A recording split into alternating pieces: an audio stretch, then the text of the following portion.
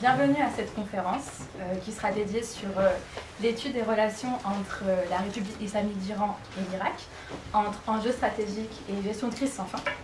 Donc avant de débuter notre rencontre, je tenais à remercier les jeunes d'IHEDN pour leur partenariat. Donc je vous laisse prendre le petit temps de parole, allez-y. Le siège.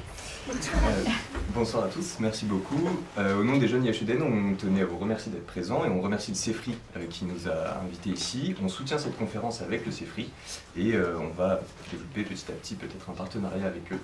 Et on remercie Bernard Roukad d'être présent ce soir au nom du comité Moyen-Orient des jeunes IHEDN, qui est une association de plus de 2800 membres qui est spécialisée sur la sécurité et la défense en Europe.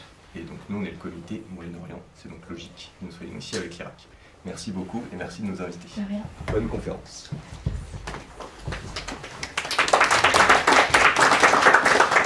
Donc, comme si bien dit, je tenais à vous remercier de votre présence et merci encore de nous consacrer quelques temps pour apporter une analyse sur cette dynamique entre l'Iran et l'Irak. Donc, Monsieur Bernard Roukad est un directeur de recherche émérite au CNRS et géographe sur l'Iran. Donc, durant la République, en fait, la révolution iranienne, pardon, il a été donc présent en tant que directeur de l'Institut français de recherche entre 1978 et 1993. Puis de 1993 à 2005, il a également créé et dirigé l'équipe de recherche CNRS Monde Iranien. Et donc son expertise sera essentielle pour comprendre la dynamique entre l'Iran et l'Irak. Avant de pouvoir donner le temps de parole à M. Roukad, il me semble nécessaire d'apporter une analyse assez brève sur les relations entre l'Iran et l'Irak et aussi vous donner une petite idée de ce qu'on pourra aborder. Donc depuis des décennies, ces nations sont au cœur d'une tension géopolitique, d'instabilité aussi, qui résonne bien au-delà de leurs frontières. Donc l'Iran avec sa position stratégique et ses ambitions régionales et l'Irak qui tente de trouver une certaine stabilité. Donc ces deux pays partagent une histoire assez complexe entre rivalité et on peut dire des relations amicales puisque de 1980 à 1988 on a pu constater une source de conflit avec la guerre Iran-Irak qui a marqué en profondeur les populations à la fois iraniennes et irakiennes, non pas que par les victimes mais aussi par les sanctions internationales qui ont été assez conséquentes.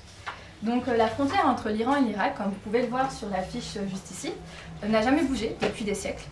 Et c'est ce qui a permis en fait de créer une relation de bon voisinage entre ces deux pays, qui est quand même assez essentielle pour l'Iran mais aussi pour l'Irak. Depuis un certain temps, l'Iran sait qu'il est nécessaire de créer de bonnes relations avec l'Irak, puisqu'elle sait que les zones de danger et les influences d'instabilité proviennent de sa frontière à l'ouest. Et puis, il est important de noter qu'historiquement, l'Iran n'a jamais été capable de créer des relations avec ses voisins, puisqu'elle les considère à la fois comme soit trop arrogants ou alors trop nationalistes. Donc, lorsque le régime de Saddam Hussein a été renversé en 2003 par l'invasion américaine, l'Iran a décidé à ce moment-là de tenter de prendre le pouvoir à Bagdad en favorisant la communauté chiite. Ce qui va s'avérer être une erreur politique et sera perçu par des chercheurs et par de nombreuses personnes comme étant une revanche assez mal gérée. Donc en plus de ça, on a en Iran une république islamique qui s'appuie sur une très forte idéologie qui ne fait pas pourtant l'unanimité. En effet, il existe en Iran des factions beaucoup moins idéologiques qui prônent des relations un peu plus stables avec l'Irak en connaissant la situation dans le pays. C'est le cas on sait que l'Irak est un pays avec de nombreuses communautés et minorités, à la fois sunnites, kurdes, mais aussi chrétiennes. Donc une faction de l'Iran tente d'avoir une approche beaucoup plus cordiale avec l'Irak. Ça a été le cas notamment sous le commandement de Qassem Soleimani, qui était donc le dirigeant de la brigade Al-Quds, qui fait partie des gardiens de la révolution iranienne, qui a été assassiné par une frappe américaine en janvier 2020. Cette démarche a été illustrée notamment lors de son combat contre Daesh. L'Iran a été le seul pays à combattre ce groupe terroriste, ce qui montre une certaine connaissance de la complexité irakienne sans forcément la connaître assez bien. Sur le plan économique, l'Irak est quand même un partenaire important pour l'Iran, puisqu'il est à la fois son premier investisseur et son excellent client. En plus de ça, la complexité et difficulté de la situation irakienne permet à ce que l'Iran puisse bénéficier de cette source-là d'instabilité. Et une question peut être posée pour savoir quelle serait leur relation si jamais l'Irak rejoindrait les BRICS. Les BRICS étant un groupe géopolitique regroupant des pays du Sud, à la fois donc avec le Brésil, l'Inde, l'Iran, mais aussi la Chine. Donc cela pourrait potentiellement signaler une sorte de nouvelle ère économique, de coopération économique. Enfin, dans le contexte de la guerre à Gaza, l'Irak fait partie de l'axe de la résistance, mais malheureusement, elle est perçue comme étant un maillon faible pour Téhéran. Donc cette conférence est l'occasion à la fois d'exprimer en profondeur ces complexités, d'effectuer une analyse un peu plus poussée, et nous espérons que ces éléments seront éclaircissants pour vous et stimulants. Merci, et je laisse Monsieur Ocat prendre la parole. Merci de m'inviter à parler de choses que je connais peu. Je suis géographe et donc pour moi, ma méthode de travail, c'est d'être sur le terrain, de voir ce qui se passe concrètement et de ne pas regarder ce qui se passe sur Internet, dans la presse ou ailleurs, mais d'être témoin des événements. Bon, je l'ai été depuis 1970 jusqu'à 2009. Depuis 2009, je suis interdit de séjour en Iran comme tout le monde, quoi. Donc je regarde les choses de l'extérieur. Et donc j'essaierai simplement, le problème est qu'il n'y a personne à ma place de 40 ou 50 ans qui aurait passé quelques années en Iran et qui pourrait vous parler de la chose, parce qu'effectivement, il n'y a aucun chercheur de cet âge-là qui a été autorisé à travailler pendant 3, 4 ans ou 5 ans en Iran, parle le persan, et puis il puisse être aujourd'hui en situation de pouvoir analyser la situation iranienne de façon non pas objective, mais de façon un peu rationnelle. Il y a beaucoup de militants sur l'Iran, pro ou contre, mais assez peu d'analyse. Alors je vais essayer d'être rationnel, en commençant par ce que vous avez dit tout à l'heure, qui est très juste. La frontière entre l'Iran et l'Irak n'a pas bougé d'un centimètre après 8 ans de guerre, la plus longue guerre du XXe siècle. Parce que pour l'Iran, c'est pas Saddam Hussein, c'est l'Empire ottoman.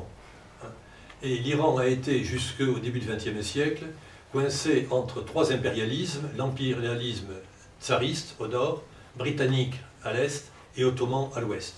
Au sud, il n'y avait rien, les pays arabes étant inexistants à l'époque sous domination ottomane.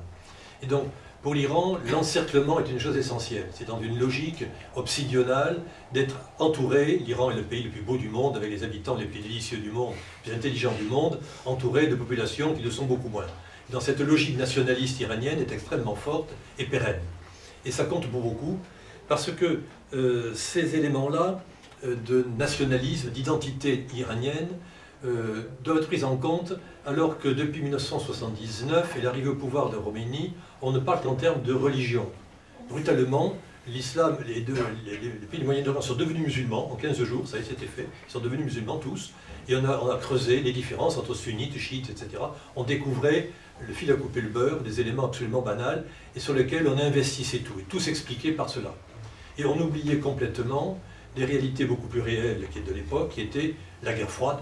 C'était l'Union soviétique contre les États-Unis, contre le bloc occidental. On était 3 ans après la chute de Saïgon et l'écrasement de l'armée américaine. On était en pas de place de décolonisation. Donc on a souvent donné des explications locales, régionales, religieuses à des phénomènes, à des réalités qui sont beaucoup plus lourdes, beaucoup plus réelles et beaucoup plus prégnantes dans la vie politique.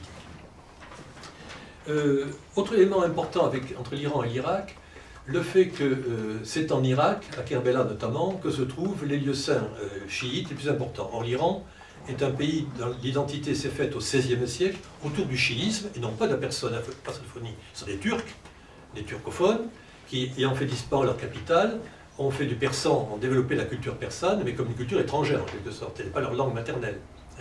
Et c'est autour du chiisme que l'Iran a construit son identité nationale à partir du XVIe siècle. Et ils ont massacré allègrement tous les juifs qu'il y avait, les chrétiens et les sunnites évidemment. Donc c'était les Safavides qui ont fait la beauté d'Isfahan, était aussi une dictature religieuse absolument féroce. Donc le fait que ce soit en Irak, dans l'Empire ottoman, que se trouvent les tombeaux des grands imams, des 12 imams du chiisme iranien, il y en a qu'un qui est à Mashhad, l'imam Reza, fait que traditionnellement, et malgré la frontière entre l'Empire ottoman et l'Empire safavide, les Iraniens allaient à Kerbela, se faisaient enterrer à Kerbela, hein, jusqu'au début du XXe siècle. Il y avait des caravanes de cadavres qui partaient vers Najaf pour être enterrés. Ça coûtait très cher, mais c'était pour quelqu'un de noble et de fortuné. Être enterré à Kerbela est une obligation en quelque sorte.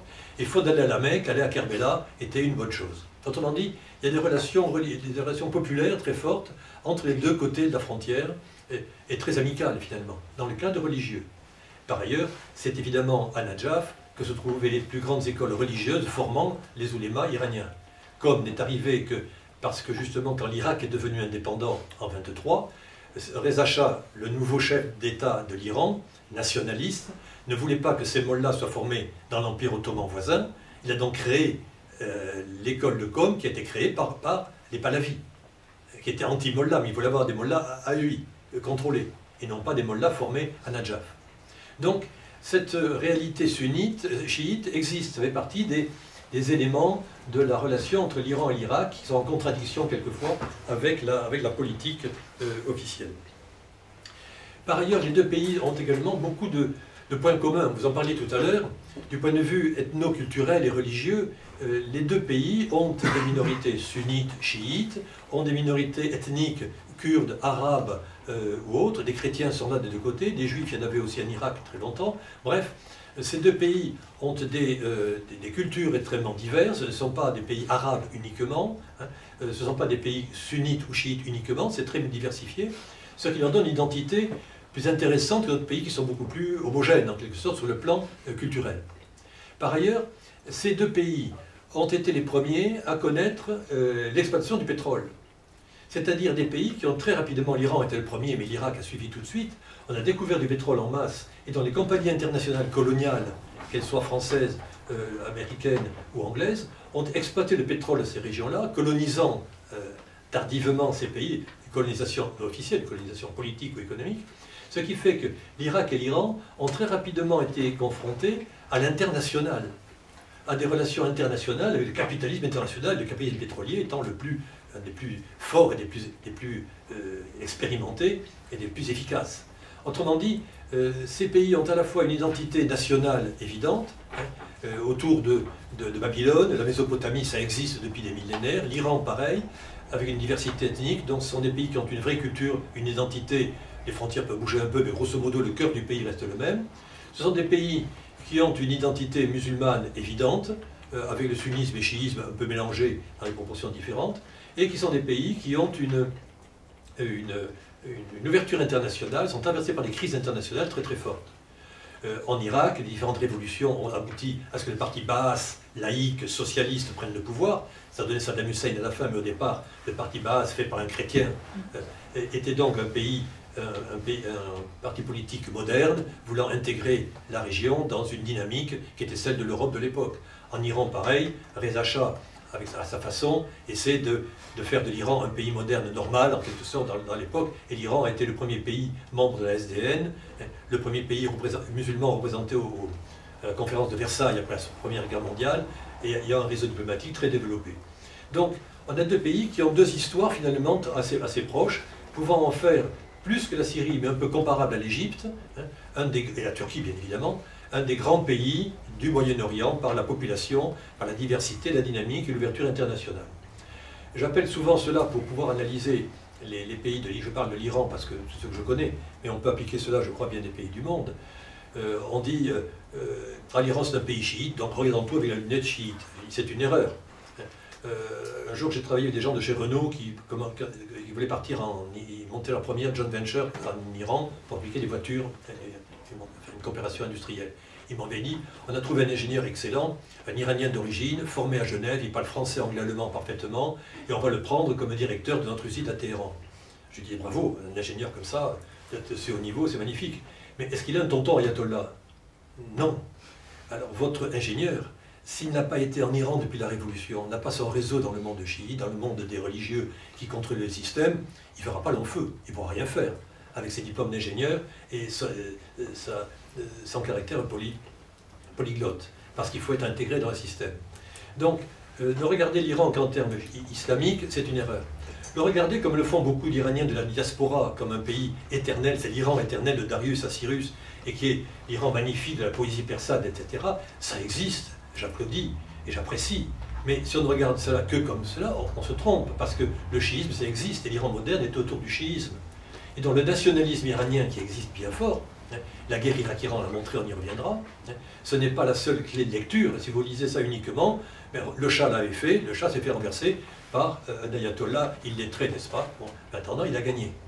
Donc, mais alors faire l'opposition entre le nationalisme iranien qui est moderne, qui est beau, qui est international, ouvert à l'extérieur, et le chiisme qui est replié sur soi avec les femmes en tchador et les turbans des mollahs, c'est une vision duel qui est erronée parce que l'Iran est aussi un pays qui est extrêmement ouvert sur l'international, du point de vue scientifique, du point de vue technologique et du point de vue historique.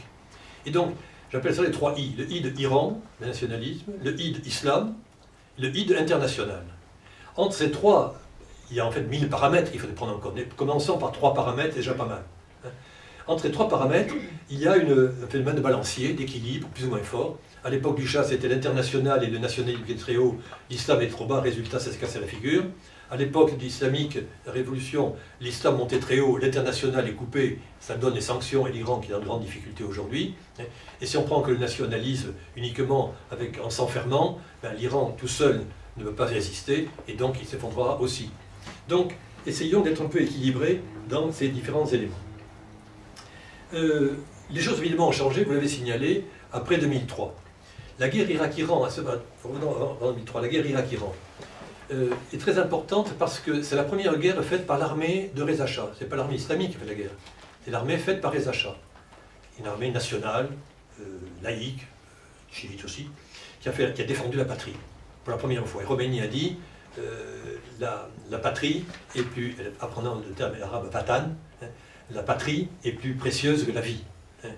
Et donc, avant on disait l'islam est plus précieux que la vie, l'islam est au-dessus, donc il y a vatan.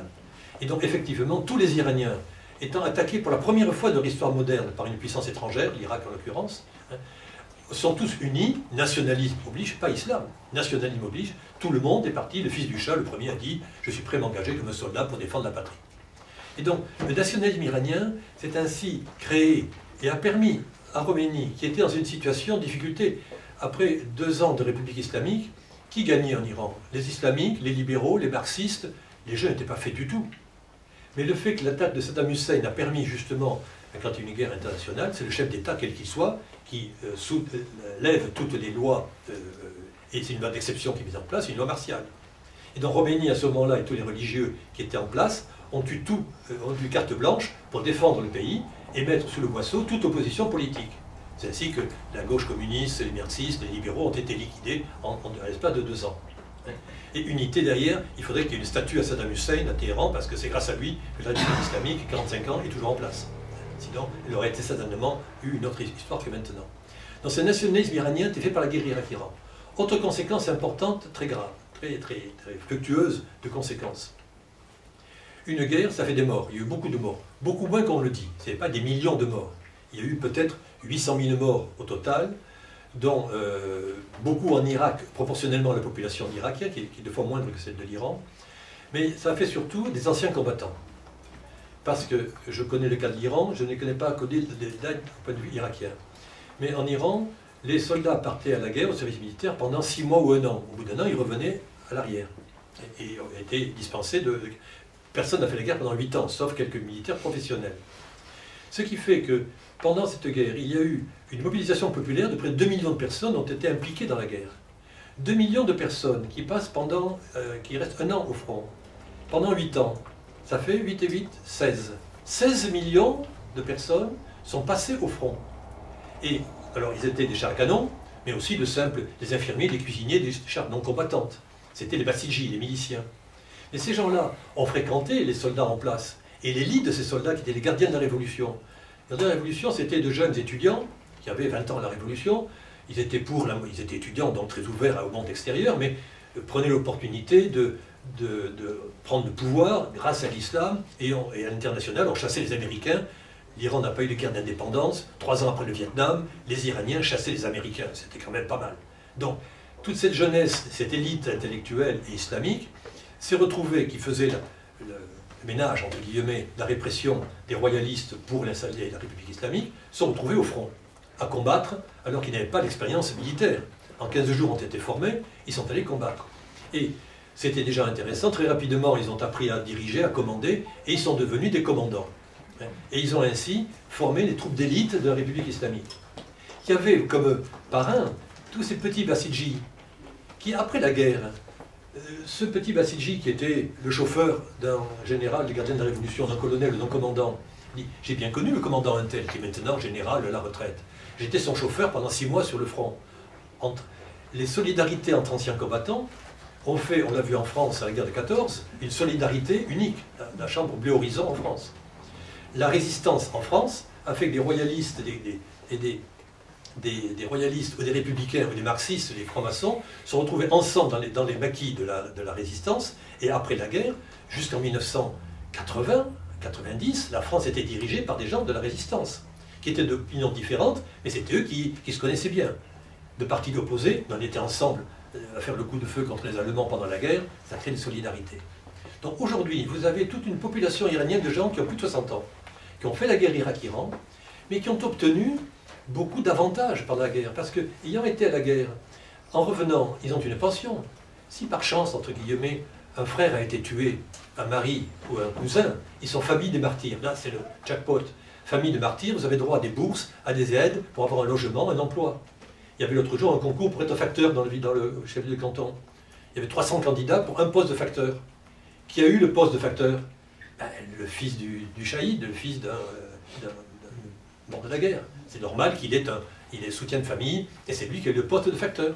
Donc aujourd'hui, il est devenu même directeur de l'unité des PTT, il est le patron de la poste dans son chef-lieu de canton. Ça crée toute une hiérarchie de gens qui soutiennent le système et qui sont dans le système. Et donc, tout cela est important parce que ça a été fait contre l'Irak.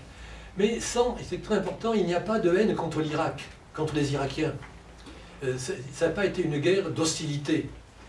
Ce n'était pas la Seconde Guerre mondiale contre les Boches en France, non, c'était pas ça. Les Iraniens parlaient de Saddam Hussein.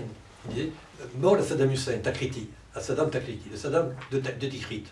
Pas aux chiites, pas aux sunnites, pas aux musulmans, pas aux Irakiens. Jamais. Le slogan c'était contre les Saddam de Tikrit, dans son village.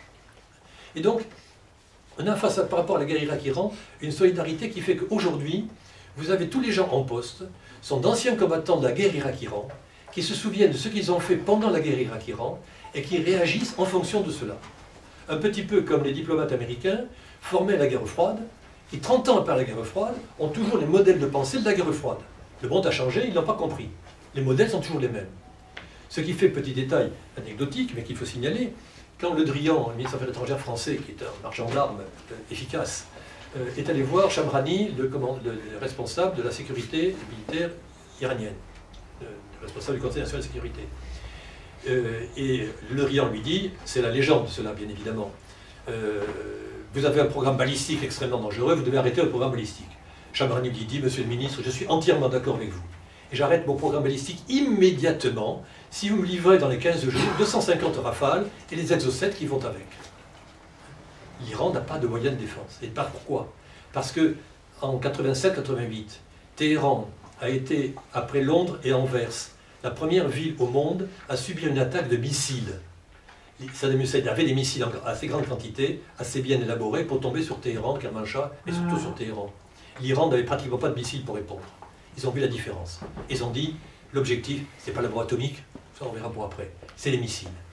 Autrement dit, la guerre Irak-Iran a forgé toute la structure de pensée des dirigeants iraniens d'aujourd'hui, qui sont forgés par la guerre Irak-Iran. Et donc, par rapport à l'Iran, on va retrouver ces mêmes logiques. Et je vais reprendre les 3 I dont je vous ai parlé. Il y a d'abord vis-à-vis de l'Irak une vision idéologique. Comme vous le disiez, 2003, Saddam Hussein s'effondre, dont les Irakiens sont en majorité chiites, on les retrouve, on va enfin pouvoir aller à Kerbela. Et je connais quelques amis iraniens qui, lorsque Saddam Hussein est tombé, la frontière n'existait plus. Les premières choses qu'on a fait, on a loué un autobus dans notre village, on est tous partis à Kerbala. On a fait enfin le pèlerinage, à Kerbela. Et donc cette association entre chiites a été le fait de l'Iran qui disait « je vais profiter du fait que désormais ce sont les chiites qui vont prendre le pouvoir », oubliant Saddam Hussein qui n'était pas sunnite ni chiite, la logique. Et reprenant l'idée américaine. Ne pas oublier qu'à la chute de Saddam Hussein, tout le mouvement de Baas est éliminé, les forces de sécurité, y compris le flic du coin de la rue qui fait la circulation, a été éliminé en Irak, hein, et il n'y avait plus de forces de sécurité élémentaires pour faire tourner le pays. Donc, les Iraniens ont dit, on va en profiter, on va mettre des chiites à la place. Et ça a été la politique avec Maliki, mais c'était une politique soutenue par les Américains. J'ai vu à ce moment-là un de mes amis américains, connaissant bien le persan, qui était un anti-iranien farouche, et qui, chaque fois, trouvait le moyen, il a failli être pris en otage, il devait partir à l'ambassade des États-Unis en Iran, il a eu un retard d'avion, il n'a pas pu arriver à temps à Téhéran, non, il n'a pas été pris en otage, il a toujours regretté, parce qu'il dit, ça aurait été la chance de ma vie, j'aurais été nommé ambassadeur rapidement en sortant. Bon. Et je le vois, il me dit, d'où vas-tu? Il me dit, je vais à Najaf et Kerbela. Tu vas à Najaf et Kerbela, qu'est-ce que tu vas faire là-bas? Il me dit, on a fait l'erreur de croire que les ayatollahs ne contrôlaient pas le territoire. Or, en Iran, on a mis les ayatollahs au pouvoir contre les bolcheviks, puisque si Khomeini on lui a laissé prendre le pouvoir sans résister, le but n'était pas Khomeini ou pour Khomeini, c'est pas la question, c'était empêcher l'Union soviétique d'envahir l'Iran, de prendre le pétrole. Point. Donc, on a constaté que Khomeini et les religieux en Iran, les ayatollahs, ont un réseau contrôlant la société avec efficacité, ça marche très bien, ils sont excellents. On a fait l'erreur de s'opposer à eux pour des raisons X et Y, mais on ne va pas reconnaître l'Irak pour l'Irak. En Irak, on va se fonder sur les réseaux chiites des religieux.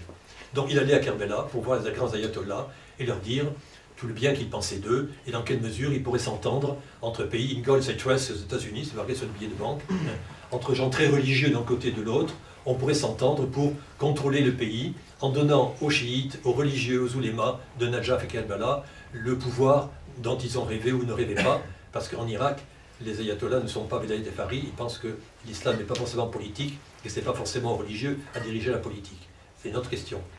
Mais la prise du pouvoir par les chiites irakiens, avec l'appui de l'Iran, qui avait ses propres milices, etc., mais surtout l'appui américain a été le problème. Alors on dit souvent, les Iraniens ont voulu prendre le pouvoir à Bagdad. Oui, ils ne sont pas privés. Bon, après 8 ans de guerre, si vous avez pu prendre le pouvoir à Berlin, bon, on prend le pouvoir à Berlin. Bon, ça ne mange pas de pain. Mais ce n'était pas l'objectif. Les Iraniens savent très bien qu'ils ne peuvent pas contrôler l'Irak, ils n'avaient pas les moyens de cela. En 2003, l'Iran est un pays affaibli, l'Iran n'a pas d'armée, l'Iran n'a pas de stratégie internationale, l'Iran, tout son réseau d'espionnage ou d'influence en Irak, il ne l'a pas, il n'a rien du tout. Donc l'Iran est incapable de contrôler, sans l'aide américaine. Alors après, les choses ont changé parce que les chiites irakiens ont commencé à attaquer aux Américains, reprenant l'opposition contre les États-Unis qu'il y avait en Iran. Autrement dit, on avait à ce moment-là une idéologie chiite qui était importante et qui a montré ses limites. Les Iraniens se sont rendus compte qu'en Iran, il y avait des Kurdes, qui étaient sunnites et chiites, et même sunnites beaucoup, que les Irakiens étaient largement sunnites par tradition, et que quelque part, les Baassis, ça existait aussi. Mais trop tard, il n'y a pas les moyens de contrôler cela. Ils ont constaté leur échec, mais sans pouvoir faire autre chose. Mais ils ont quand même implanté leur système et essayé de pouvoir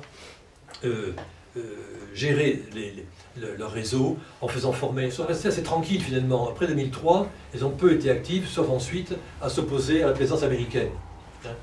Et non pas à s'opposer aux sunnites. Mais ce qui est important, c'est ensuite le fait que l'Iran s'est retrouvé avec à côté de lui un pays qui est devenu instable. Parce que les Américains ne pourront pas contrôler l'Irak, chiites, sunnites, les Kurdes, l'Irak est un pays dans l'anarchie. Personne ne dirige l'Irak. Il n'y a plus d'armée, il n'y a plus de police, il n'y a plus d'hommes politiques solides. Résultat, les Américains sont là, ils ne savent pas quoi faire du pays, finalement le quittent en 2011.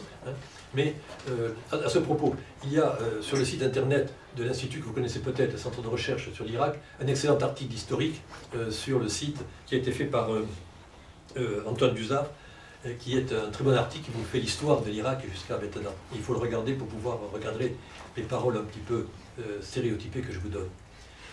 Ce qui est important ensuite, dans cette anarchie aboutit à quoi? Elle aboutit à Daesh.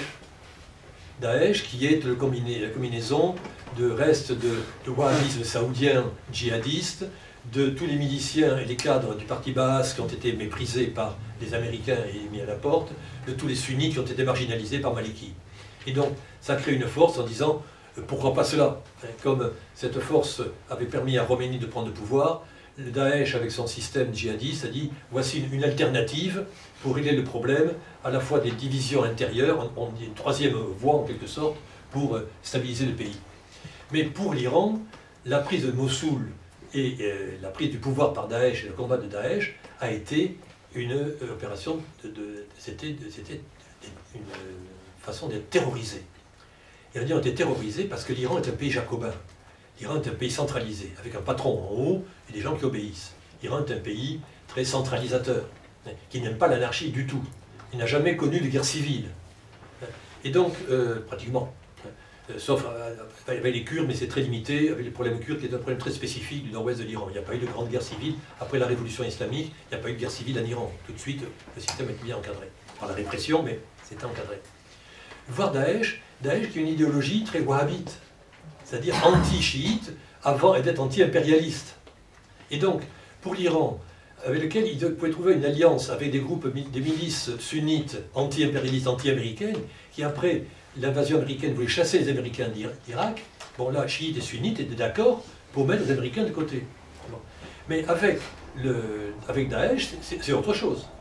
Et l'Iran chiite, depuis le XVIe siècle, se trouvait agressé directement par Daesh, qui en plus, pour les Iraniens, était un enfant d'Arabie Saoudite, avec qui il est en conflit. Peu importe que dans le fait, c'est plus compliqué, mais pour les Iraniens, c'est clair.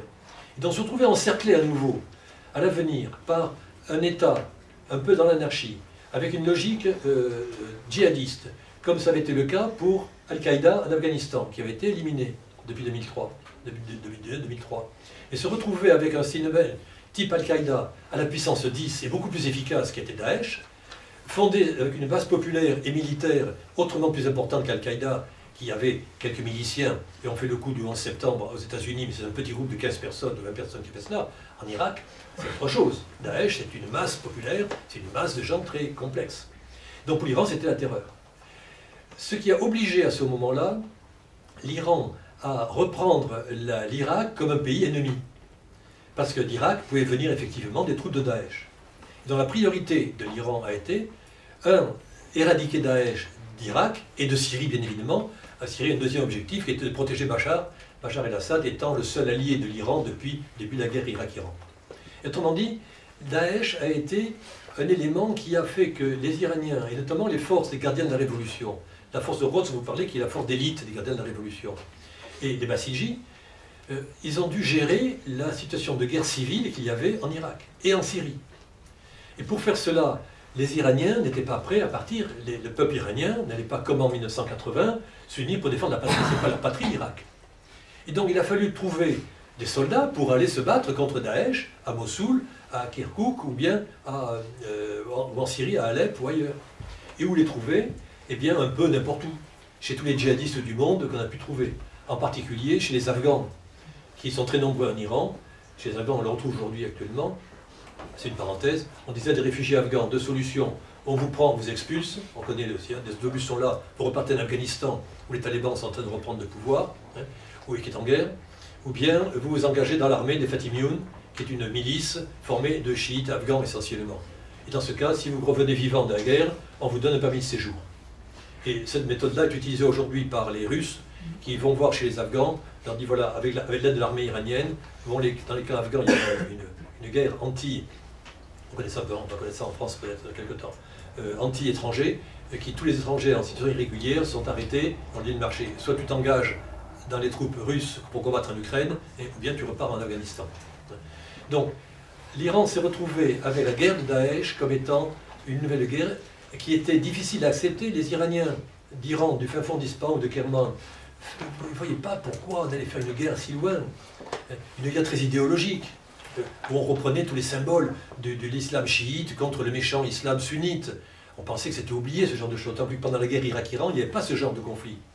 Et un conflit sunnite-chiite, personne n'en voulait en Iran, parce que l'Iran est un pays révolutionnaire, le I de Iran, le I de international qui est important. Et donc pour eux, c'est de chasser l'impérialisme américain, qui est le vrai danger. Et l'annexe des États-Unis dans la région, c'est Israël. C'est pas les Kurdes ou les Irakiens ou les Syriens. Donc, ils ont voulu à ce moment-là faire une guerre avec Daesh, une guerre d'efficacité. L'Iran est le seul pays musulman à avoir combattu Daesh. Tout le monde disait c'est une honte, on le craint. Mais les Jordaniens avaient commencé à le faire.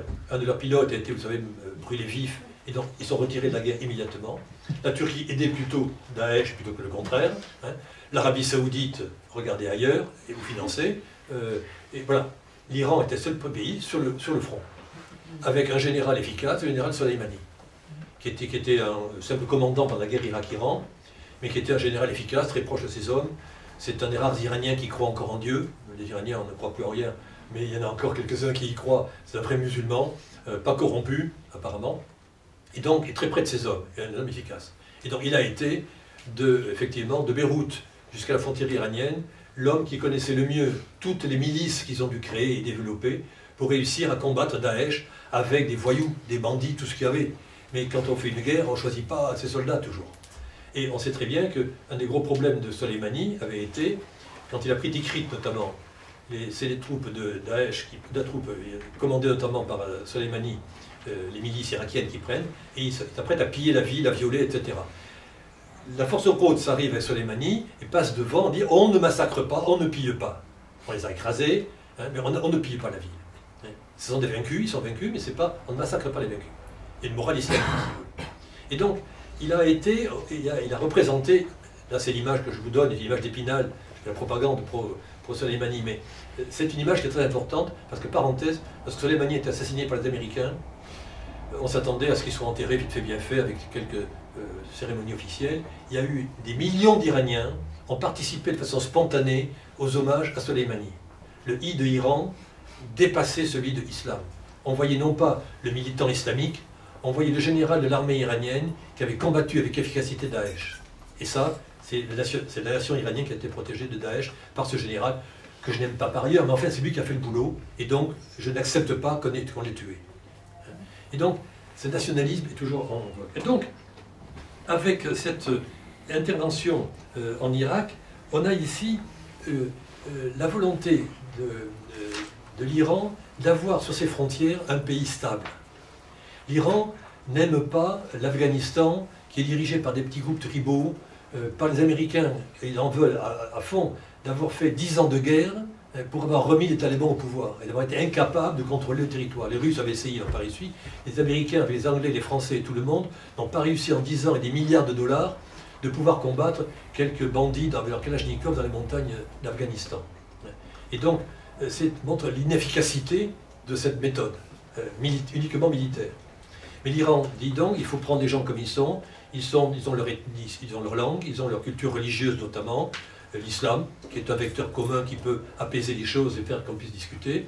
Donc n'oublions pas l'élément islamique dans les rapports de force, pas uniquement le nationalisme, les deux doivent être mélangés. Et l'Iran voulait absolument avoir en Irak un pays stabilisé. Parce que la déstabilisation fait que les Américains qui étaient partis en 2011 sont revenus, évidemment, pour combattre Daesh. Et donc ils sont partis par la porte et reviennent par la fenêtre. Et actuellement, il y a des forces spéciales françaises, anglaises, etc., du monde entier, qui sont des milices françaises, secrètes, elles ne sont pas officiellement, mais qui sont en Irak ou en Syrie, ou au Kurdistan d'Irak. Donc, l'Irak n'est pas un pays encore indépendant de ces guerres-là. Mais l'Iran dit, je ne veux pas de force américaine à mes portes, mais ils se rendent compte que cette situation n'est pas gérable, parce qu'ils ont des miliciens qui sont là, qui sont payés par l'Iran, plus ou moins, mais qui sont incontrôlables. Ce qui fait que dans les événements actuels de la guerre de Gaza, sur lesquels je vais revenir dans un instant,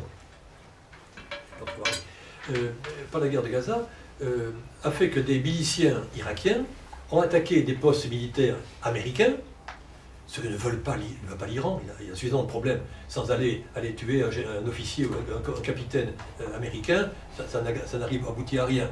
Mais c'était des réactions locales. Résultat, les Américains ont fait quoi? Ils ont tapé sur l'Irak. Et non pas sur l'Iran, qui était le commanditaire. Mais l'Iran dit, je ne sais pas moi le commanditaire. Donc, résultat, le gouvernement national de Bagdad se retrouve victime de l'ingérence iranienne, pas dire indirecte iranienne, parce qu'une milice pro-iranienne a attaqué les États-Unis. C'est pas possible de vivre comme ça. Il faut une stabilité. Et donc l'Iran soutient à fond la reconstruction de l'Irak pour que ce soit un pays qui a sa spécificité, mais avec qui il y a un gouvernement central fort qui puisse être respecté dans tout le territoire. Et ça, c'est ce jacobinisme iranien qui date de Reza Shah. L'Iran dit il faut qu'il soit dans la région un peu partout. Donc, on ne soutient pas la démocratie, on soutient les pays, les États forts. Et donc, cette ingérence, cette stabilité régionale, cette volonté d'indépendance est extrêmement importante. Donc, c'est le I de Iran, de I de nationalisme, qui est le deuxième vecteur important actuellement. Ça ne suffit pas d'être en termes neutres. Il faut aussi construire quelque chose. C'est là que, entre Iran et Irak, il y avait la volonté de construire effectivement un partenariat important, en particulier par des voies de communication. Depuis des siècles, enfin depuis des siècles, mais disons depuis le début du XXe siècle, il y a une voie ferrée iranienne qui va jusqu'à la frontière près de Basra. Et la jonction de 20 km entre l'Iran et Basra n'a jamais été construite. Tous les plans sont faits depuis le début du XXe siècle. On n'a jamais fait les voies de chemin de fer. Elle est toujours inaugurée. Tous les 3 matins, côté iranien et irakien, on va inaugurer la reprise des travaux. Et puis ils posent 3 rails, et puis ça s'arrête. Mais c'est dans les priorités. Même chose pour l'autoroute, même chose pour le gaz, en attendant que l'Irak puisse reconstituer sa propre industrie. Et donc, le principal partenaire de l'Iran, aujourd'hui, c'est l'Irak. Ça ne s'est jamais vu dans l'histoire. C'est du business. Et les Iraniens, on dit, c'est Basra, c'est uniquement la combinaison entre chiites. Ça aide, bien évidemment. Mais concrètement, c'est Bagdad ou le Kurdistan. Et les Iraniens veulent avoir des relations économiques normales avec le pays voisin et en tirer profit. Parce que ce n'est pas l'Azerbaïdjan ou l'Afghanistan, qui est également un grand client de l'Iran, qui va être le pays important. En Irak, il y a de l'argent, il y a du monde, il y a un marché de consommation important, une reconstruction à faire, ils sont voisins. C'est l'Iran avec la Turquie qui peut être un acteur essentiel dans la reconstruction de l'Irak de façon positive. Et donc, ils essaient de devenir des partenaires pour remplacer effectivement la contrebande et essayer d'avoir une reconstruction. Mais il s'agit pour eux, alors certains disent, voilà, l'Iran veut faire l'arc chiite, comme si l'Irak était chiite uniquement, et comme si la Syrie était chiite, hein, en prenant uniquement le fait que Bachar et Assad est pro-iranien, il n'y a aucun rapport religieux entre les Syriens et les Iraniens, mais peu importe ça. On a essayé de mythifier tout par les arcs chiites, l'autoroute chiite, en disant les Iraniens ont besoin d'une autoroute physique à 4 voies pour aller porter les missiles au Hezbollah. Que je sache, le Hezbollah est armé de façon magnifique et il n'y a pas de route des déserts de Syrie, il faut le traverser quand même. Et ça passe quand même. Comment? C'est Dieu qui passe par en haut. Mais il y a ce mythe de l'autoroute. Et j'ai passé les conférences. Voici la route, quand il a passé le travail de géomètre, hein, où passera l'autoroute qui va aller vers Beyrouth et pour attaquer Israël, bien évidemment. C'est une logique territoriale qui est tout à fait anti-iranienne. C'est pour ça que les Iraniens ont des proxys. Les Iraniens sont très mauvais impérialistes. Parce qu'un Iranien qui parle persan et qui est chiite, il ne peut pas coloniser Mossoul, qui est un pays arabe sunnite. Ils sont étrangers. Contre Daesh en Syrie, les Iraniens ne pouvaient rien faire. Il fallait envoyer soit des miliciens, mais il peut envoyer une troupe nationale iranienne, ne pouvait pas y aller. Donc la force Rhodes, c'est quelques centaines d'hommes. Au total, c'était 5 ou 6 000 hommes, pas plus, comme encadrement. Ils ont envoyé le Hezbollah, des Arabes chiites, qui sont allés combattre Daesh ou combattre pour Saddam Hussein, pour Bachar el-Assad. Parce que les Iraniens ne peuvent pas le faire. Hors de chez eux, jamais l'Iran n'a colonisé son empire. Ils n'ont pas envoyé des colonies des gens qui ont iranisé. Depuis l'empire achéménide de Cyrus et Darius, c'est un empire, à l'époque, une certaine présence militaire, de pouvoir, on nommait des généraux, des préfets, mais il n'y a pas eu de colonisation iranienne. Au contraire, on voit des éléments égyptiens en Iran, à Persépolis, mais pas le contraire. Autrement dit, les Iraniens ne sont pas des impérialistes, mais ils sont par contre des gens qui ont un réseau d'influence important, par la langue persane et par le génie iranien qui aussi bien est au-dessus de tout. Donc, les Iraniens ont ainsi trouvé des alliés, tous les proxys, que ce soit le Hezbollah, même le Hamas, les Houthis, les chrétiens. Chaque fois qu'un groupe de chrétiens avait des difficultés avec Daesh, l'Iran soutenait ces groupes et les armées contre Daesh. Même chose pour les persanophones du Tadjikistan. L'Iran a ainsi une archipel de groupes influencés qu'ils payent, qu'ils arment éventuellement, mais qui ne sont pas contrôlés par l'Iran. Ils en créent indirectement, et quelquefois, l'Iran ne peut pas contrôler cela. Alors ceci a éclaté, et je terminerai par là, avec la guerre de Gaza, et où on en est, et le rôle de l'Iran-Irak par rapport à la guerre de Palestine. L'Irak fait partie de l'axe de résistance contre Israël. Il y a l'Iran, l'Irak est un pays ami anti-impérialiste officiellement, alors c'est un pays soutenu par les États-Unis. officiellement l'Irak dans l'axe résistant, avec la Syrie bien évidemment, et le Liban, pas le Liban, le Hezbollah. Mais dans l'axe de résistance pourraient rentrer des pays qui ne reconnaissent pas Israël, comme l'Algérie par exemple, bon, sur le papier.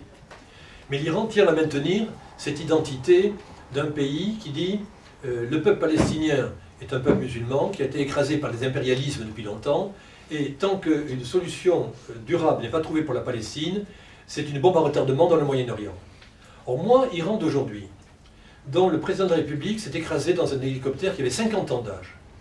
Ça n'a pas été fait par les Israéliens ou les Guatémaltèques, non, c'était fait par... Le scandale, il est là. C'est qu'en Iran, ils ne peuvent même pas avoir un hélicoptère de qualité moderne pour véhiculer un président de la République. Preuve du niveau extrêmement bas de la possibilité des Iraniens. Ils ont par contre fait des missiles, mais c'est autre chose, c'est notre réseau technologique. Un hélicoptère, ça ne se fait pas. Un missile, c'est facile à faire. Un hélicoptère, c'est beaucoup plus sophistiqué. Donc, l'Iran, aujourd'hui, est au fond du trou, sous sanctions économiques américaines.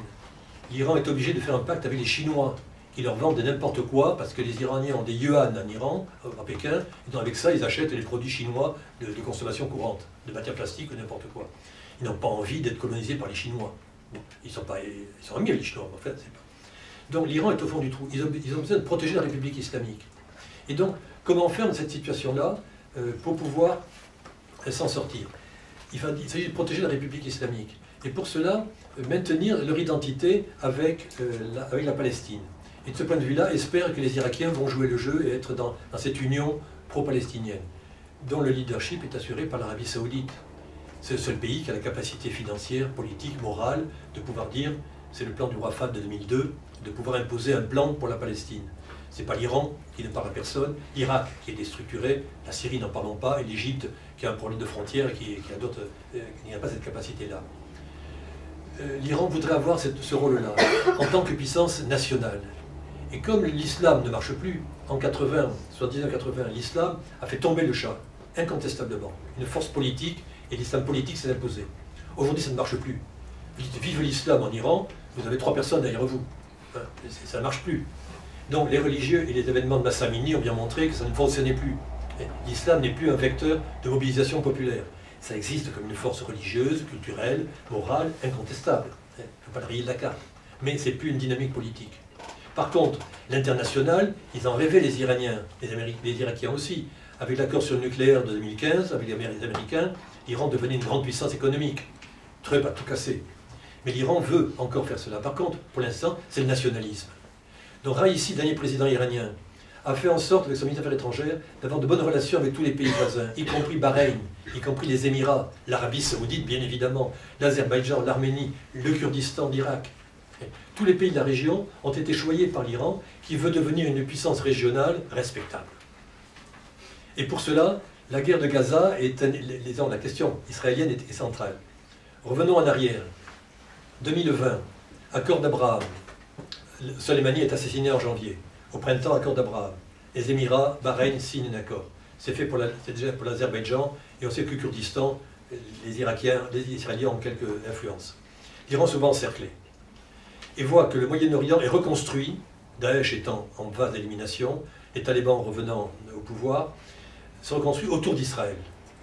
Disons, le Moyen-Orient sera américano-israélien.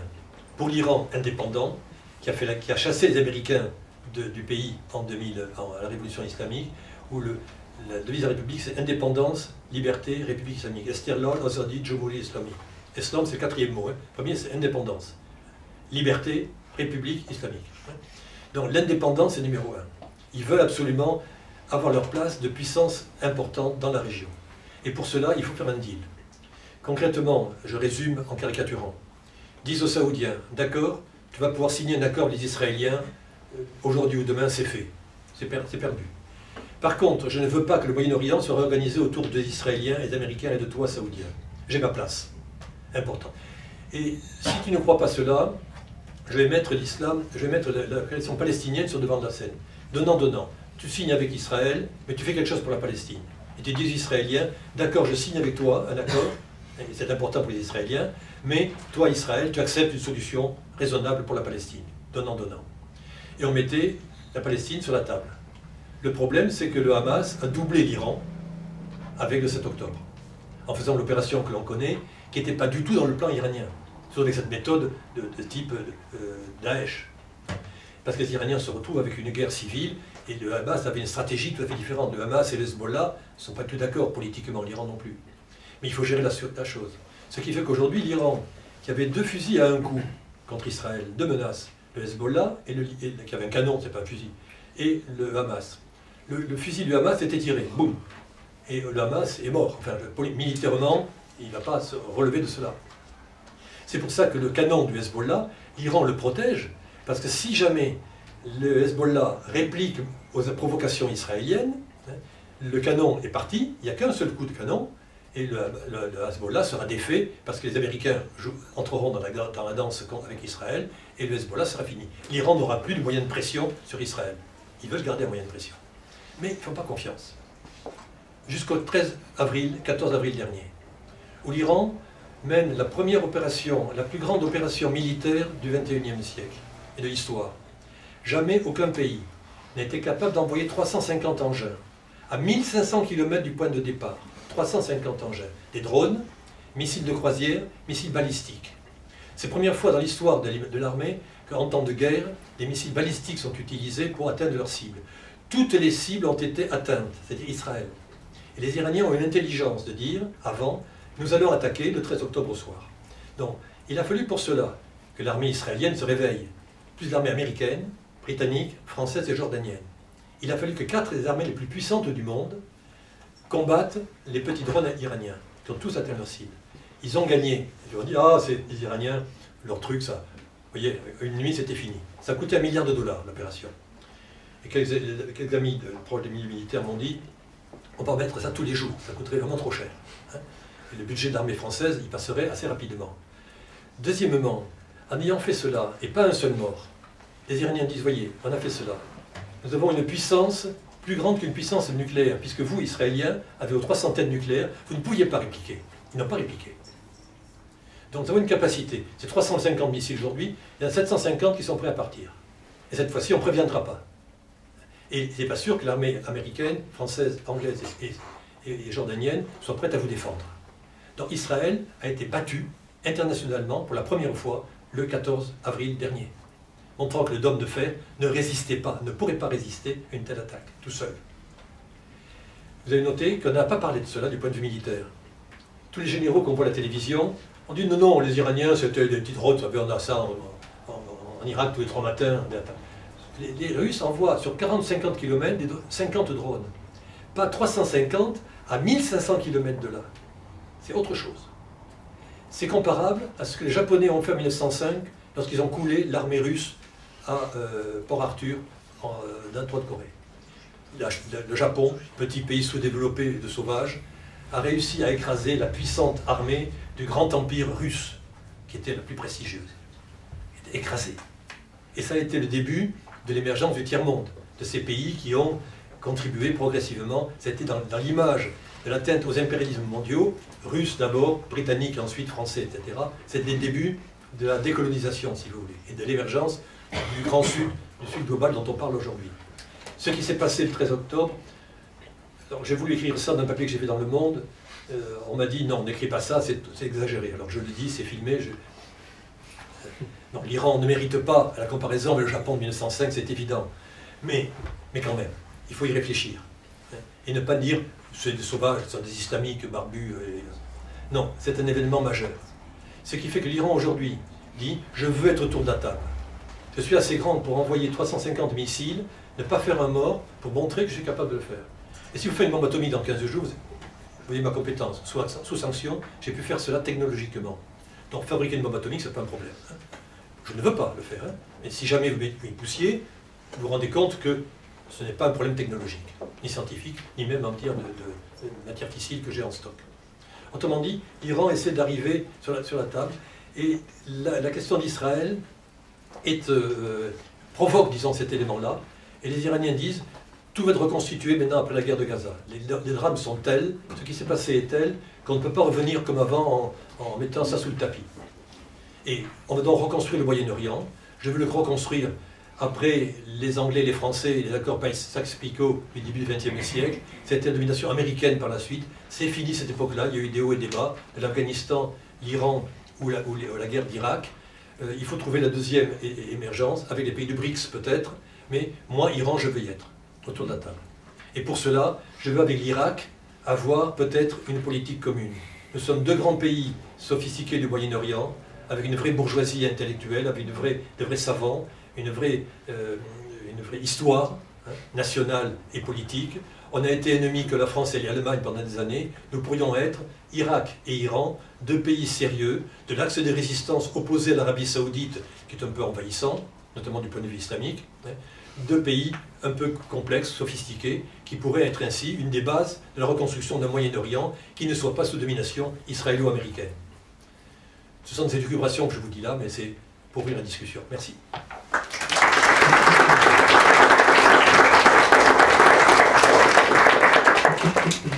Merci beaucoup pour votre analyse. Power competition between Iran and the US.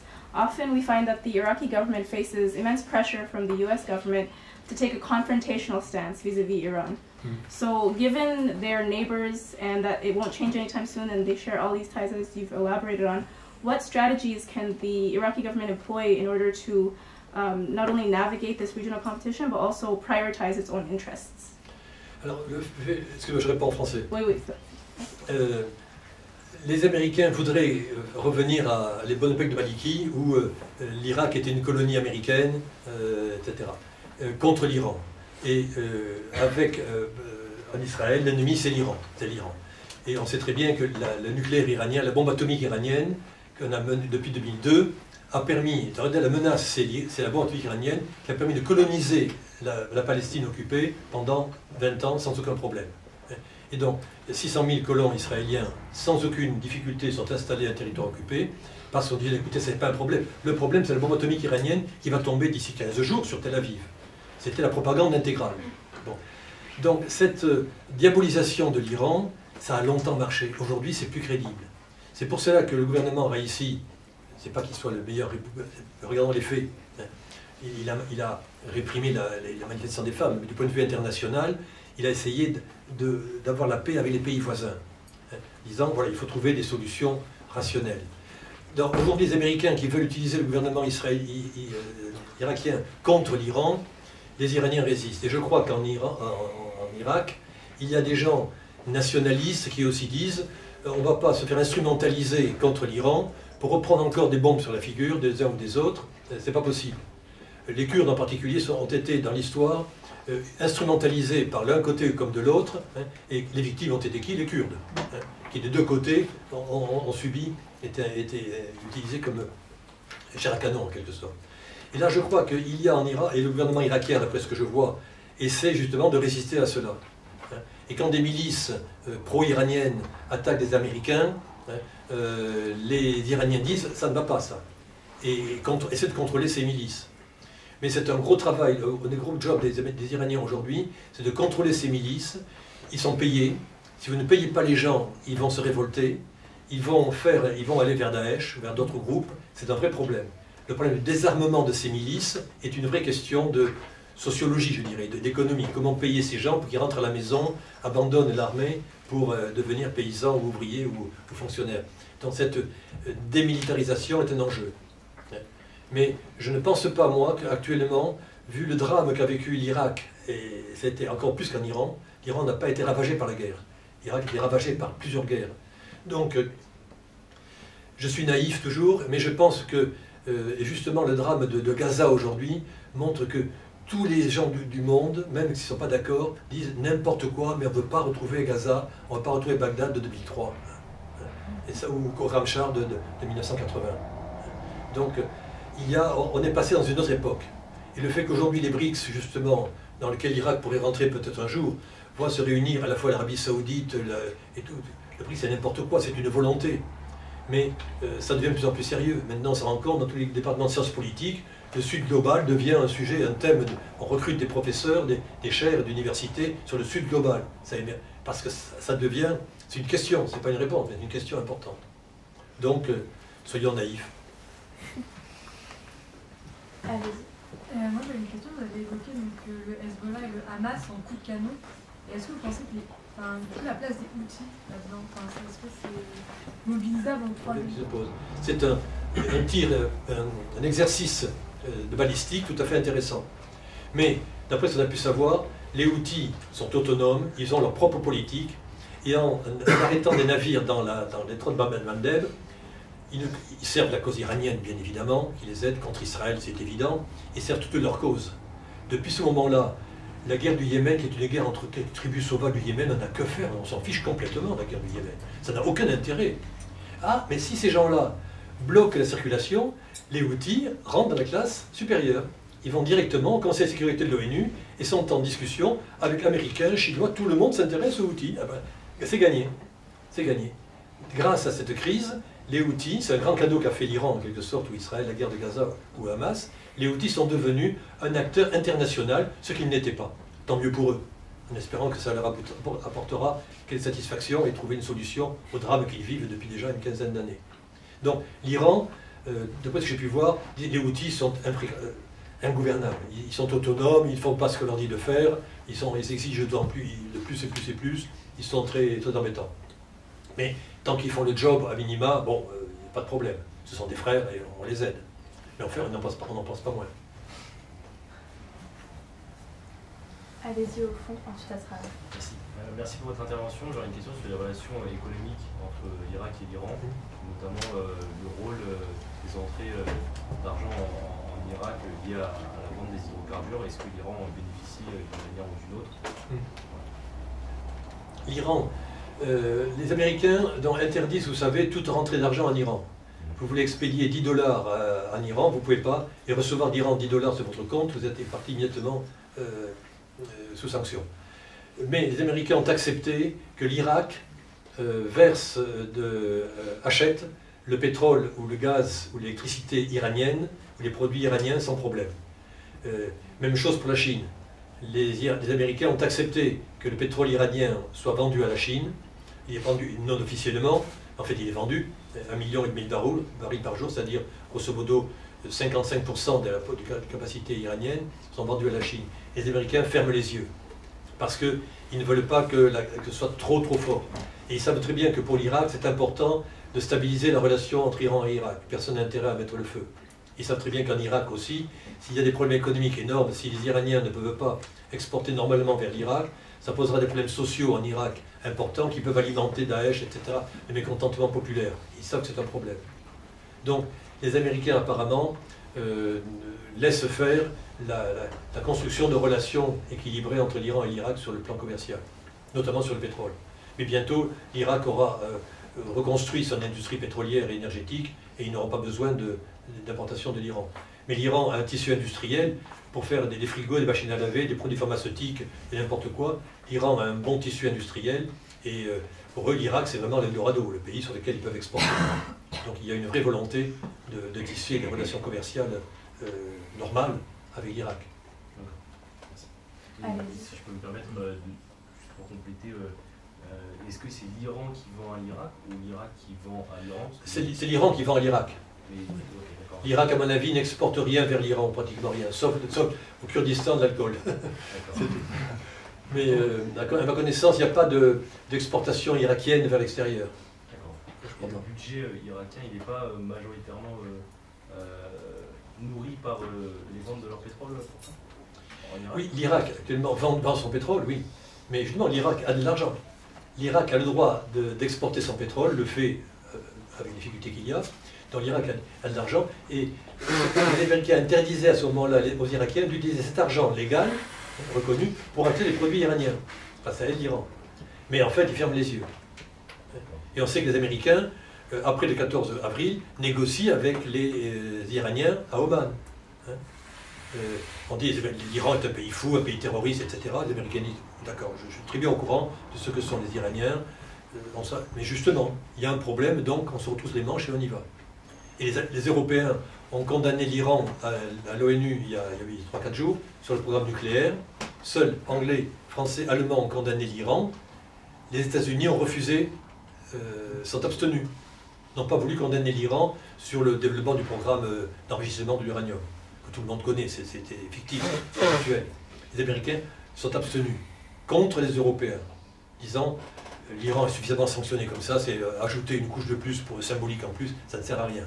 et que j'ai en train de discuter avec l'Iran à Oman, je ne vais pas encore bloquer les discussions sérieuses sur Gaza, sur le pétrole, le nucléaire, pour une simple motion bidon votée à l'ONU. Donc, je m'abstiens. Et je discute avec les Iraniens. Les Américains sont sérieux de ce point de vue-là. Vont-ils réussir, ça? Merci. Allez-y. En ce qui concerne mes questions, la première, aujourd'hui on atteste un an en plus de la signature des accords entre l'Iran et l'Irak sur la protection des frontières. Ma question c'est quoi le bilan de ces accords? On sait tous que ça a été signé, ça cible plus principalement les groupes à proximité en fait, pour assurer la paix régionale, à l'occurrence le côté kurde. Alors, est-ce qu'il y avait aussi des difficultés dans le mode de mise en œuvre de ce projet? La deuxième question, c'est qu'aujourd'hui, ce matin plutôt, on atteste la signature des accords stratégiques entre le président russe et aussi son homologue du Corée du Nord, qui aussi en fait, qui cible plus principalement les États-Unis, un ennemi commun entre les deux pays. En fait, à l'image de ces accords signés entre l'Iran et l'Irak et aussi la Russie, la Corée du Nord, est-ce qu'il y a aussi des partenariats qui vont rassembler les 4 pays dans l'avenir? Et aussi, en fait, est-ce que ces accords qui ciblent plus principalement les États-Unis vont servir à ralentir ou bien à apaiser les sanctions exercées sur l'Iran, aussi au niveau diplomatique et aussi économique? Alors, sur la sécurité entre l'Iran et l'Irak, je disais en commençant que la frontière n'a pas bougé d'un centimètre. Et le problème, c'est qu'il y a des populations transfrontalières. Il y a des Arabes au sud, les populations arabes d'Iran ou de Basra, c'est les mêmes. Et on sait qu'au début du XXe siècle, c'est le cheikh de Mara, de Khorramshahr actuel, qui s'opposait à son collègue et parent de Basra. Et ils ont toujours été dont l'un a dit a prêté allégeance au Shah d'Iran, au Shah de Perse, et l'autre au sultan ottoman. Dans la frontière, elle est là pour des raisons locales, mais les populations sont les mêmes, ils parlent le même arabe, ils sont chiites, des deux côtés, etc. Mais en raison des problèmes politiques, la frontière est peu perméable. En plus, ce sont les marées, et donc il n'y a pas de voie de communication facile. Mais les gens de Khorramshahr allaient régulièrement en Basra sans aucun problème. La question principale, surtout pour les Kurdes, parce que là, effectivement, les Kurdes d'Iran et d'Irak, ce sont les mêmes populations, au moins les Kurdes de la région soleimanier, les Kurdes parlant de Sorani, sont des deux côtés de la frontière. C'est les mêmes tribus, les mêmes populations. La frontière n'a jamais existé pour eux. Dans la contrebande, c'est pas la contrebande, c'est simplement du commerce entre deux régions qui sont les mêmes.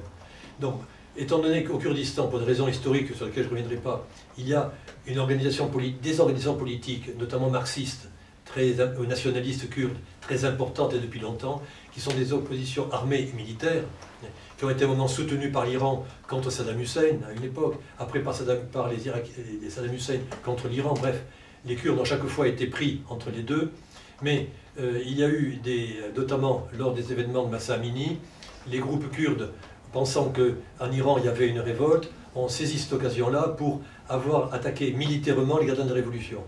Ce qui fait qu'eux ont réagi, et le plus grand nombre de morts qu'il y a eu pendant les événements de Massa Amini ont été au Kurdistan et au Balouchistan, où même chose, des groupes militaires armés, autonomistes, ont affronté militairement les gardiens de la révolution. Donc là, ça a tué. Donc au Kurdistan, il y a de vrais problèmes.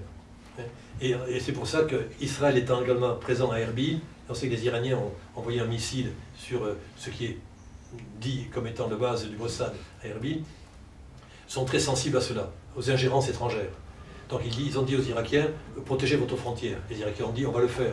Sauf que le gouvernement de Bagdad ne peut pas vraiment contrôler ce qui se passe entre Soleimani et l'Iran. Ensuite, sur Russie, Corée du Nord, et ensuite Iran, Irak, etc., je ne vois pas de convergence. Russie a besoin d'armes et achète des armes en Corée du Nord. C'est une autre logique.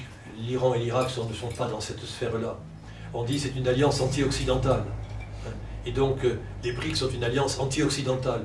Oui, mais c'est pas forcément. Mais c'est aussi une recherche d'un rapport équilibré avec l'Occident. C'est pas pour faire la guerre. Ça peut dégénérer en guerre. Mais les BRICS, c'est surtout la volonté des pays sous-développés d'un nouveau tiers-monde, qui ne sont plus le tiers-monde des années 50, avec des réalités tout à fait différentes, veulent trouver leur place au niveau de l'ONU, au niveau de l'Organisation du monde. Et on sait très bien que l'ONU de 1945 n'existe plus, n'a plus le moyen de se faire respecter. Israël a été condamné 30 fois par l'ONU. Israël ne respecte absolument aucune des directives de l'ONU. Donc personne ne respecte l'ONU. Et donc il y a un vrai problème. Il y a un vrai problème. Les troupes de la FINUL, les troupes de l'ONU, dans tous les pays du monde, et les malheureux, bon, ils n'ont aucune activité possible. Donc on est à la veille d'une reconstruction des choses. Alors ça se passe pas avec beaucoup de conflits locaux, mais ne pas reconstruire, je crois, une espèce de bloc de l'Est contre bloc de l'Ouest. Les modèles de la guerre froide sont à éviter. C'est pour ça que j'ai pris mon modèle avec trois éléments et non pas deux, si vous voulez. C'est pas un monde binaire pour et contre l'Occident. Ça a dépassé ça. C'est beaucoup plus complexe. Les pays ont une vraie autonomie. Et donc, il faut construire des modèles intellectuels, des modèles géopolitiques qui dépassent. Et on se rend compte qu'avec les modèles de communication, Twitter et autres, ce genre de choses, les élèves de classe de terminale du monde entier partagent la même culture, plus ou moins, culture utopique. Donc je vois sur Internet ce qui se passe en France, donc j'en ai assez d'être au Mali dans des conditions épouvantables, je prends mon sac et je vais en France. Et normalement, il serait fou de faire le contraire. Mais c'est pas possible de faire ça non plus par des millions de personnes, il faut retrouver un équilibre. Et donc ça, c'est dans les rapports de force. Dans les rapports de force. Mais je ne pense pas qu'il faille voir les BRICS comme toutes les associations, comme le bloc anti-occidental, comme l'Union soviétique va s'opposer au bloc américain. Ça, c'est l'analyse 1950, 60, 70. Et je crois qu'il faut sortir de cela. Et l'Iran, de ce point de vue-là, est un très bon exemple d'un pays dont on a mis un gouvernement pour s'opposer au bloc soviétique, et l'Iran a apporté la révolution iranienne, la première révolution post-soviétique. Ce n'était pas la révolution bolchevique, c'était la révolution islamique, qui n'a pas marché, peu importe, mais c'était autre chose.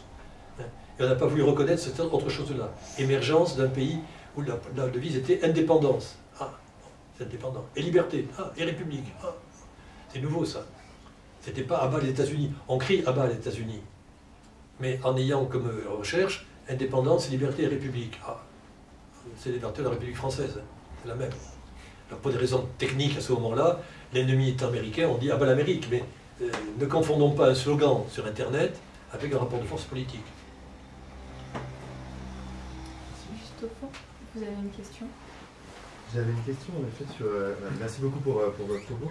Vous avez beaucoup parlé du nationalisme iranien et vous avez mentionné notamment le fait qu'il n'était pas tourné contre les Irakiens, qu'au moment de la guerre il était tourné contre Saddam. Aujourd'hui les Iraniens aspiraient à une relation de stabilité et de paix avec l'Irak. Et de l'autre côté de la frontière, on a vu qu'il y a eu des manifestations aussi de nationalisme irakien, anti-iranien, oui, notamment au moment des manifestations de 2019. Oui. Et est-ce que vous pourriez en dire un petit peu plus sur justement ce sentiment anti-iranien qui peut exister en Irak? Alors, je ne connais pas le détail de l'opération, mais j'ai un peu regardé ça, parce que ça m'a intrigué. C'est l'héritage du début, après 2003, quand les Iraniens ont dit, tiens, Saddam Hussein est tombé, il y a des chiites en Irak, et on va chiitiser, on va avoir des relations via le chiisme, et Karbala, Najaf, etc. Ne prenant pas en compte et le parti Baas, et les Kurdes, et le sunnisme, enfin la complexité de l'Irak. Mais on sait très bien que les milices qui sont là, et le fait que l'Iran a voulu être comme l'Arabie Saoudite, parce que les élections à Bagdad, il y a le candidat saoudien et le candidat iranien. Bon, il pourrait y avoir des manifestations contre l'Arabie Saoudite, mais les Saoudiens sont assez intelligents pour être un peu en dehors du coup, et ne pas avoir des troupes au sol, sauf Daesh, etc. Les Iraniens sont un peu lourdeaux en matière de politique internationale. Ils arrivent à un gros sabot et s'affichent. Vive l'Iran, un nationalisme arrogant. Bon, l'arrogance iranienne est avec la française, la mexicaine et la chinoise une des meilleures. Donc c'est normal, et puis c'est la frontière d'à côté. Et puis il y a quand même la guerre, donc ils ne tiennent pas à ce que la paix, il n'y a pas eu de traité de paix entre les deux pays. Il y a eu cessez-le-feu, c'est tout. Ils ne tiennent pas du tout à ce que l'Iran profite du fait que l'Irak est affaibli par les conflits intérieurs et l'agression américaine, qu'ils en profitent pour coloniser l'Irak. Et certains ont cette ambition-là, en disant tout le sud-est chiite de l'Irak, Basra, c'est à l'Iran. Bon. Certains ont ce rêve nationaliste iranien, expansionniste. Ça existe. Mais en Iran, l'expansionnisme iranien, il est plutôt vers le Caucase. C'est plutôt reconquérir l'Azerbaïdjan, qui sont des chiites les Azéris sont des Iraniens d'origine. Ils parlent turc, mais ils sont de culture iranienne, les Azéris. La Géorgie est également un pays qui a longtemps été très lié à l'Empire iranien, à l'époque safavide. Et donc, les Iraniens nationalistes, notamment les royalistes, disent « nous devons récupérer absolument la Géorgie, l'Arménie et l'Azerbaïdjan, plus Turkménistan et la province de Hérat, hein, sans compter Bahreïn et les îles du Golfe Persique, bien évidemment. » Cette vision des nationalistes royalistes iraniens, bon, dans les salons ça peut se faire, mais ça n'a aucune réalité. Cela dit, les Iraniens ont compris par les émeutes anti-iraniennes qu'il fallait qu'ils soient un petit peu sérieux, hein, et que la coopération avec l'Irak ne doit pas être une coopération inégale. Hein. Donc, mais on n'arrête pas les choses en 2 minutes. Hein. Et donc, la partie que je vous ai dit, expansionnisme idéologique islamique chiite iranien, ça existe. Ça existe. Hein. Bien qu'ils craignent beaucoup plus, je vous le dis à mon avis, l'influence de Najaf sur Qom, et de Qom sur Najaf. Et ça, ils ne le disent pas. Entre parenthèses, c'est un peu pour ça que mon ami et collègue Fariba Adelka a été mis en prison pendant longtemps, parce qu'elle allait à Qom et travaillait sur justement les migrations idéologiques entre l'Afghanistan, l'Iran et l'Irak. Et ils n'ont pas apprécié que quelqu'un regarde ça de trop près. C'est pour ça qu'elle a eu des problèmes assez durs. Vous avez une question? Oui. Merci. On a beaucoup parlé de l'influence iranienne en Irak. Ma question, c'est est-ce que vice-versa, dans l'histoire moderne de l'Irak, on voit des périodes où c'est plus l'Irak qui influence, de par l'islam chiite ou pas d'ailleurs, l'Iran, dans le sens inverse? Je ne sais pas. Les historiens me diront ça mieux que moi. L'Irak n'a jamais eu, à ma connaissance, de réseau, même économique ou politique important. Bien souvent, on voyait par les services spéciaux, les services de renseignement, d'intelligence, etc., irakiens en Iran. Il y en a eu, à l'époque du Shah en particulier, les opposants au Shah, de la cour royale du Shah. C'était le cas de Bakhtiar, Thibaut Bakhtiar, qui était le chef de la SAVAK à l'époque, la police du Shah, a voulu faire un coup d'État, il s'est réfugié à Bagdad. Et depuis Bagdad, a mené des attentats terroristes en Iran. Des tentatives, ça a été échoué, il a été assassiné finalement. Et l'Irak, indépendant en 1923, s'affirmait comme un pays indépendant donc face à l'Iran. C'était une dualité, mais qui ne s'est jamais traduite en guerre ou en conflit vraiment. Et donc, il y a eu des événements comme ça, ponctuels, mais jamais de vraie organisation, de déstabilisation ou d'influence d'un secteur ou dans un autre. Je n'ai pas eu de témoin. La seule chose que je vous dis est avérée, sur laquelle des études, des collègues ont travaillé dessus, c'est l'influence de Najaf, si vous voulez, du chiisme irakien, qui est le vrai chiisme, entre guillemets, sur le chiisme iranien, qui est un chiisme politique qui n'est pas celui de Najaf. Et beaucoup d'Iraniens aujourd'hui, et beaucoup de mollahs iraniens disent si jamais la République islamique tombe, il ne faut pas que l'islam chiite tombe. Donc je me retire de l'islam politique pour revenir dans une mosquée. Et je crois dans l'imam Ali, je crois dans le prophète, je crois dans le chiisme, mais pas forcément dans le chiisme politique. Et donc je me retire de la vie politique pour revenir dans mes mosquées. Et donc je préfère l'islam de Najaf à celui de Téhéran, même pas celui de Qom, celui de Téhéran. Et petit détail, on dit souvent le guide de la République islamique contrôle tout. Le guide de la République islamique est un personnage très important. Il n'a pas son master de théologie entre nous. Il n'est pas un ayatollah du point de vue religieux. Il a sa licence de théologie, ça plus. Après, il a fait la révolution politique. Mais c'est le meilleur chef d'État, le chef d'État le plus expérimenté au monde. Aucun chef d'État ne dirige un pays depuis 45 ans. Et M. Khamenei, qui a vécu toute la guerre, les conflits politiques à l'intérieur d'Iran, il connaît très bien toutes les divisions politiques, tous les crimes et la corruption des uns et des autres. Il les connaît tous un par un. Et il est capable, c'est le seul homme politique capable en Iran, qui a l'influence suffisante, de pouvoir les mettre tous ensemble pour un minimum accepter des choses. Et leur imposer en 2015 la signature d'un accord avec les États-Unis. Ah bah les États-Unis, mais on signe un accord sur le nucléaire. Et c'est le guide qui a accepté ça. Il était contre. C'était pas son truc. Mais l'intérêt de l'Iran était de signer ça. Et il a dit à Rouhani, tu signes l'accord, tu peux le signer. Donc c'est l'homme politique le plus influent et le plus efficace. S'il décède, là, il n'y aura personne à sa place. Je puis vous donner le nom du futur guide de la République islamique. Il s'appelle Mr. Nobody. C'est n'importe qui. C'est vous, c'est moi. Ça n'a aucune importance. Parce que quelle que soit la personne qui sera là, personne, même la personne la plus intelligente du monde, n'aura le réseau, l'expérience de M. Khamenei, qui depuis 45 ans a réussi à mettre, sans qu'il y ait un coup d'État ou de guerre civile, 400 religieux qui se détestent mutuellement ensemble. Bravo. Mais personne d'autre n'est capable de le faire. C'est pour ça que le prochain président de la République iranienne a une importance considérable, parce que si jamais le guide décédait pendant ces 4 prochaines années, le président de la République iranienne qui sera élu le 28 juin sera le seul homme politique iranien ayant une légitimité populaire, il aurait été élu, pour diriger le pays. Avec un guide qui sera Mister Nobody qui ne comptera pas. Il n'aura en aucun cas jamais le poids remarquable de ces Iraniens. Donc, Irak, Iran, chiisme, tout ça, c'est, à mon avis, repensons les choses différemment. Je laisse place à une dernière question avant de conclure. J'essaierai d'être bref aussi. Honneur aux dames, parce qu'on n'a pas eu de questions féminines. My question concerns the role of like Iran in Iraq. Do you think this role was kind of constructive or destructive for of what? regional stability? What institution? Like the role and the policies that Iran has as a whole, like in Iraq, and for regional security. Do you think that was like constructive or destructive one? L'Iran, je vous dis, il y a des milices, il y a des groupes politiques, il y a des groupes d'intérêt, des groupes économiques. Bon, tout ça, ça existe. Alors, positif ou négatif, je ne raisonne pas en termes de positif ou négatif. Je ne suis pas irakien ni iranien.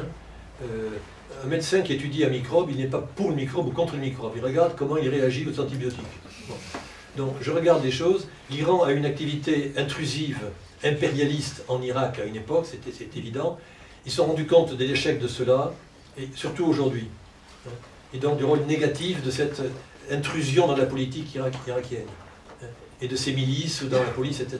Ça leur coûte cher, ils savent très bien qu'ils n'ont plus beaucoup d'argent, et les Iraniens sont contre le fait de dépenser l'argent de l'Iran pour le bien-être des Libanais, des Irakiens ou des Houthis, etc. Donc, les Iraniens, ce qui est important, c'est que l'Iran a une expérience. L'expérience, sur Internet, on a la connaissance des choses, mais l'expérience est unique. Or, l'Iran a fait l'expérience de l'islam politique, du nucléaire, de la guerre, de l'ingérence étrangère, des guerres par des Houthis interposés ou par des milices interposées, etc. Ils ont une expérience politique unique dans le Moyen-Orient. Personne n'a cela. Les Émirats, un petit peu, mais les Émirats, c'est beaucoup plus petit. Avec leur guerre, les Émiratis, vous savez, au Soudan, au Yémen, en Libye, ont une activité importante, etc. Mais ils n'ont pas la masse. L'Iran, c'est 85 millions d'habitants. Les Émirats, il y a, je crois, 2,5 millions de citoyens émiratis. Bon, c'est pas le même. Donc, positif et négatif, je ne sais pas. Oui, ça a eu un rôle, mais en Iran, les choses sont repensées. Et le rôle de Soleimani, je vous dis à l'époque, c'est pour ça qu'il a été assassiné à mon avis, parce qu'il était un des hommes capables, ayant été le chef de ces milices, de cette intrusion impérialiste iranienne en Irak, il a été un des acteurs, il a vu ce que ça coûtait, et il était peut-être capable justement de contrôler ce système-là. Et personne après lui n'a eu son efficacité, n'avait son expérience, et son aura aussi, parce qu'il avait une personnalité assez exceptionnelle, que n'ont pas eu ses successeurs. Merci beaucoup pour vos réponses. Je vous en prie.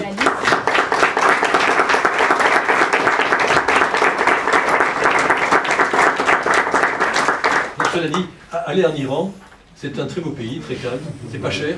Avec la dévaluation, avec 200 €, vous passez un mois de vacances extraordinaires en Iran. Les Iraniens sont tellement contents de voir d'autres têtes. Alors si vous n'êtes pas journaliste ou universitaire officiellement, si vous êtes en tant que touriste, allez-y, et vous passerez de très belles vacances, et vous aurez moins l'expérience du pays, c'est essentiel. Merci, bonne soirée. N'hésitez pas à nous suivre sur nos réseaux pour avoir plus d'informations sur le CEFRI.